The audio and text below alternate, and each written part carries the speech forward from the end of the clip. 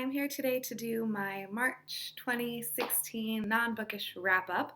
I wanted to start this video with a couple of things. First, I did want to say thank you to all of my subscribers. I feel like I never say thank you, but I really, really appreciate it. I have like over 900 subscribers, which is like ridiculously insane to me, and you all mean a lot to me.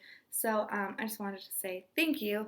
And on that note, I would like to do a few booktuber shout outs. So I'm going to start off with that. Oh gosh, I wrote it in a note. Where did I put it? Look at me being super unprepared as usual. Is this for real? Well, I'm going to have to get back to... Oh, there it is. Okay. Phew. So the first person that I wanted to shout out is Monse from Montserrat Zarzosa.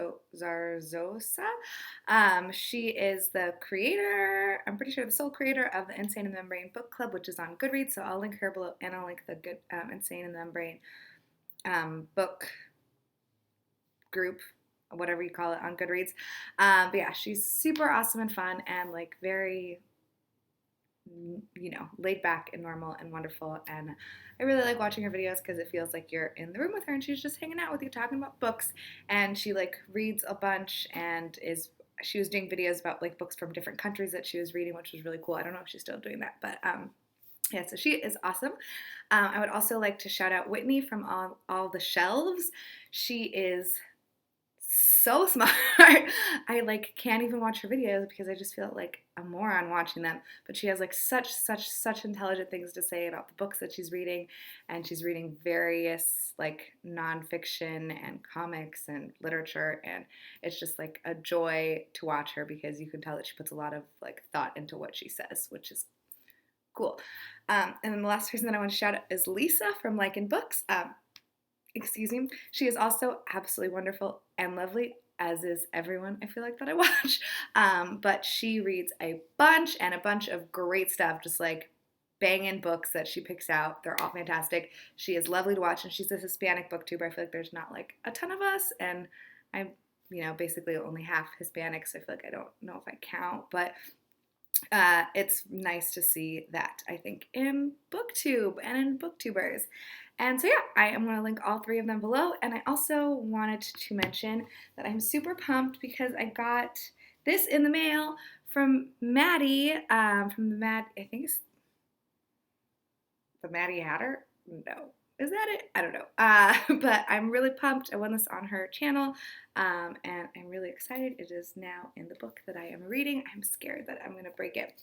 But anyways, so that is things that are great and wonderful about BookTube right now that I'm enjoying. And I also wanted to do one more little like shout out before I talk about like my movies and TVs and podcasts. Me and Jake are super into Bernie Sanders. If you haven't noticed from my channel, I feel like I wear Bernie swag sometimes, and I basically just like love the man. And Jake is an artist, and he designed a really cool like sriracha flavored. It's a shirt. Well, you can make it whatever. It's like a print on demand. So if you want a shirt, you can get a shirt. If you want a book, or not a book, a pillowcase, it can be a pillowcase, whatever, but it's like the sriracha logo, but it's Bernie Sanders. So I'm going to link that below. It is fantastic. He worked really hard on it, and it's really cool. So if you want to wear some Bernie swag and you like sriracha, I don't, so I'm not going to get one, but it's really cool. So yeah, those are things. So now I'm going to start with the podcasts that I have listened to. I obviously listen to more than this, so I'm just going to talk about 3 podcasts because this video is already ridiculously long. So the first one that I'm going to mention is Still Buffering, which is a Max Fun podcast, and it's hosted by Sydney McElroy and her sister Riley Smurl, I think is the last name. But it's basically like Riley's a teenager right now, so I think she's a sophomore in high school, and then Sydney is not significantly older. She's probably like a few years older than me. I think she's in her early 30s.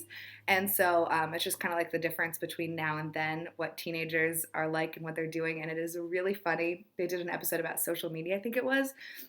And Riley was talking about how like if she posts a photo on Instagram, it doesn't get like 15 likes within the first, because there's like a threshold, you know, where like there's certain names, and then once you hit a certain threshold, it just says like how many likes you have. So if you don't get to that threshold within a certain period of time, she just deletes the photo. And that's like how all of her and her friends are. And it's super fascinating because when I grew up, it was just AIM, like AIM and Zanga or whatever. I'm like a early 2000s teenage. I was an early 2000s teenager, so it's just super, super weird, all of the crazy things that are happening now, and it's really fun to listen to that. And then also the Mortified podcast, which is a Radiotopia, I'm pretty sure, podcast, which is absolutely hilarious. I watched the documentary that was on Netflix about Mortified a few years ago, and then I found out that they had a podcast, and the podcast is basically just like clips from different people that do it, because it's a stage production. So basically people take, this is kind of like a theme I feel like now, but you know, wrote dumb stuff when you're in high school, and then people read it out loud on stage when they're adults, and it is absolutely hilarious. There's one that's called Gringo of the Year. That's a really, really hilarious episode, and it's really funny. I mean, it's very vulgar though, so if you don't like vulgar things, don't listen to it, because a lot of things that people think about when they're in high school is sexual activities. And then the last podcast that I want to talk about is All the Books, which is hosted by Rebecca Shinsky and Liberty. I don't know what Liberty's last name is, but Rebecca and Liberty from Book Riot. And they basically do like new book releases each Tuesday. The books that like they're the most pumped about, and they are great and wonderful, and it's always nice. I'm not really like a new release person. I'm a paperback girl, so I don't read new releases, but it's nice to put them on my list so that eventually maybe I'll read them. And they are very, very pleasant also. So those are the podcasts that I'm into at the moment. I also, with regards to television, I basically have been watching Buffy and Angel. We just finished Buffy season 6, so we only have one season left. I'm kind of like really sad, but also I can't wait so that we can maybe watch something else. I did binge watch Archer season 6, maybe 5 or 6, that just got released on Netflix recently. I binged it on the 31st, and that is a hilarious show. So I will link trailers to them, and I'll link trailers to the movies, which I'm going to talk about right now. Last thing, promise, guys. So the only movie, I actually watched a movie in theaters this month, which is like super weird. I watched The Hateful Eight, I think, in the fall. Before that, I don't even know, like 2 years before that, maybe I watched Gravity. I don't go to the movies at all. It's not where I choose to spend my money personally.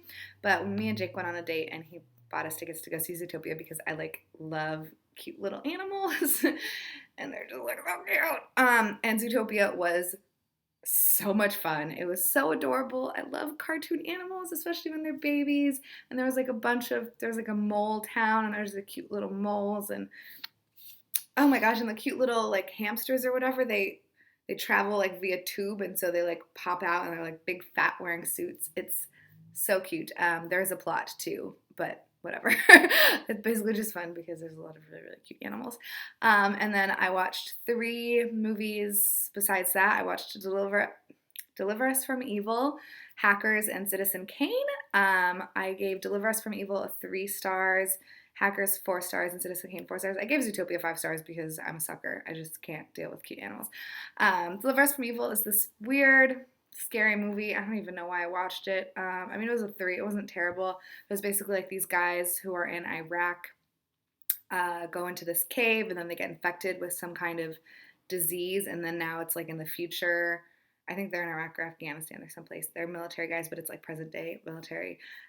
And then they're like all weird, and so I guess it turns out that maybe they're like possessed, and then this cop comes in and this priest comes in, and they try to like figure out and like try to save the guy, and it was okay. It was not upsetting. It was just a scary movie that made me jump a couple of times. And then we watched Hackers, which was hilarious. Hackers is so, so funny. It has Angelina Jolie and Matthew Lillard and the love interest of Kirsten Dunst and Bring It On, whose name I can't think of right now at all, but he's like a baby in it. And it's just so funny. Anything that Matthew Lillard is in, I adore, because that man is the most ridiculous human I've ever seen in my life. And I love ridiculous people. They make the world more interesting, in my opinion. And it's just like this weird movie about this, what's happening? Sorry. This like group of teenage hackers, and they're like unjustly accused of doing something that this other person is doing, and so they're trying to protect themselves using like their hacking skills, and it's really, really, really funny. Not because it's actually funny, but because like the things that people wore in the late 90s was ridiculous, and everyone's just hilarious in the movie. And the last movie that I watched was Citizen Kane, which I'd never seen before, and it's like a classic movie that everyone's supposed to watch, I guess, and I really liked it. I loved it actually so much. I thought it was so well shot. Like, it is beautiful. I've never even watched an Orson Welles movie before, I don't think at all, and now I like want to go through and watch all of them because it was so well done. There's this like one scene in particular.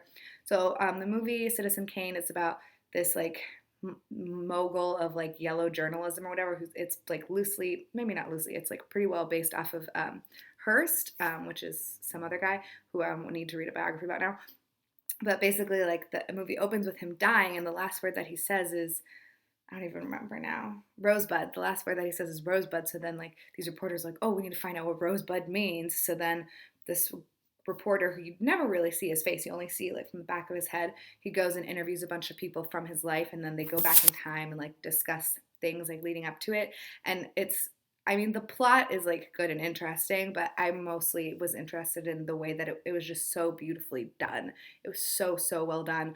There's this scene where he goes in to start reading the book of, I think, the man that adopted Citizen Kane, or Kane, I don't know what his first name is. Probably not Citizen, unless it is, in which case I'm sorry.